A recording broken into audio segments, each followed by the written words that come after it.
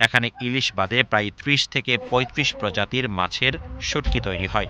এর মধ্যে রয়েছে কোরাল, লইট্টা, সুরি, চিতল, হাইতা, মরমা, ঢেলা, মধু ফ্যাপসা, চাপিলা সহ নানা প্রজাতির মাছ। শীত মৌসুমে এসব মাছ বেশি ধরা পড়ে এবং ঠান্ডা আবহাওয়ায় শুটকির মানও ভালো থাকে। গরম বাড়লে শুটকির গুণগত মান নষ্ট হওয়ার আশঙ্কা থাকে।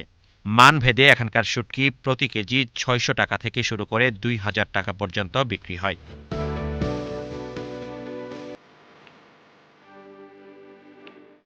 ব্যবসায়ীদের দাবি এখানে কোনো ধরনের কীটনাশক বা কেমিক্যাল ব্যবহার করা হয় না।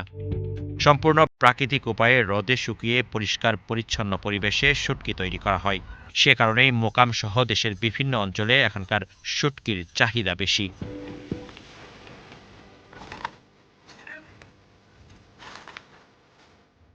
স্থানীয় অর্থনীতিতে গুরুত্বপূর্ণ অবদান রাখা এই শিল্পকে আরও এগিয়ে নিতে সহজ শর্তে ঋণ, বিশুদ্ধ পানির ব্যবস্থা এবং একটি সেতু ও পর্যাপ্ত বিদ্যুৎ সুবিধার দাবি জানিয়েছেন ব্যবসায়ীরা।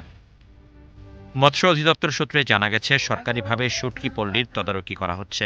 শুটকি প্রক্রিয়াজাতকরণের সঙ্গে যুক্তদের প্রশিক্ষণের আওতায় আনা হয়েছে। পাশাপাশি শুটকি উন্নয়ন কার্যক্রম নামে একটি প্রকল্পও প্রস্তাবনায় রয়েছে।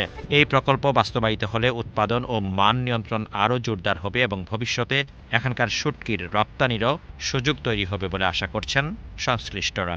এই কর্মব্যস্ততায় পাড়ের হাটের শুটকি পল্লী তাই শুধু স্বাদের ঐতিহ্য নয়, এটি শ্রম, নিরাপদ খাদ্য ও গ্রামীণ অর্থনীতির সম্ভাবনাময় এক গল্প।